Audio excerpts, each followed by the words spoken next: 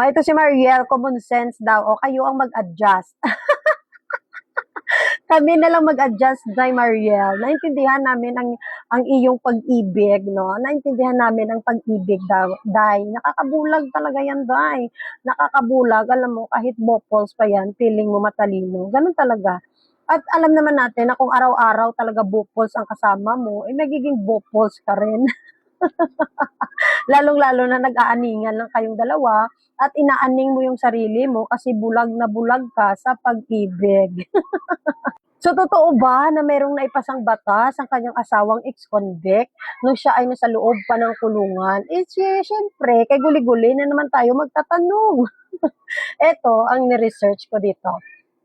Sabi ko, guli-guli, meron ba talagang batas si Ruben na naipasa nung siya ay nasa kulungan pa? At ang sagot ni Guli-Guli, napakalinaw, nandito ga, sabi ni Guli-Guli, walang batas na ginawa o pinasa si Ruben Padilla habang siya ay nakakulong. Ang tinutukoy na Republic Act 8294 na iniluwal noong 1997 habang nakakulong siya ay ipinasa ng Kongreso at nilagdaan ni Pangulong Fidel V. Ramos. Siya ay nakinabang lamang dito dahil binaba nito ang parusa sa kaso niya sa barel. Kaya ito tinawag ng iba na informal na Ruben Padilla Law. So hindi naman pala si Ruben. Gaminango, kaya gaminango lang talaga si Mariela. Pasensyahin nyo na. 'Di ba? Pasensyahan nyo na. So, hindi siya ang may pakana nito, hindi siya nagpasa niyan. Siya ay isa lang sa nakinabang.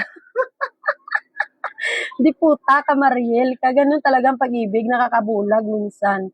Oh, ang katotohanan tungkol sa batas. Basahin natin kasi si Mariel, inuuto niya na yung sarili niya, no? Oh, ang katotohanan tungkol dito sa batas, hindi siya mambabatas noon dahil siya ay isang preso. Hindi siya mababata, siya ay isang preso. Si Ruben Padilla ay isang preso sa New Bilibid Prison noon at walang kapangyarihan na gumawa o pumasa ng batas. So ano sinasabi mo, Mariel, na nakapagpasa siya ng batas? Di puta, ginamango mo sarili mo, dahil, no? Ang opisyal na proseso, ang RA 8294 ay dumaan sa lehitimong proseso ng Kongreso at Senado at hindi sa kulungan ni Ruben. Animalistic ka talaga, Mariel. Oh, 'di ba? Ganun talaga, Day. Nakakabuang talagang pag-ibig at nakakabobo, no? So lokohin mo pa yung mga Pilipino at syempre niloko mo yung sarili mo. So kailan kaya ka ikaw magigising sa katotohanan, Day man? Inaaning ang sarili, animal. O, di ba? Mag-ingat tayo sa pag-ibig, kaya nakakabubo pala.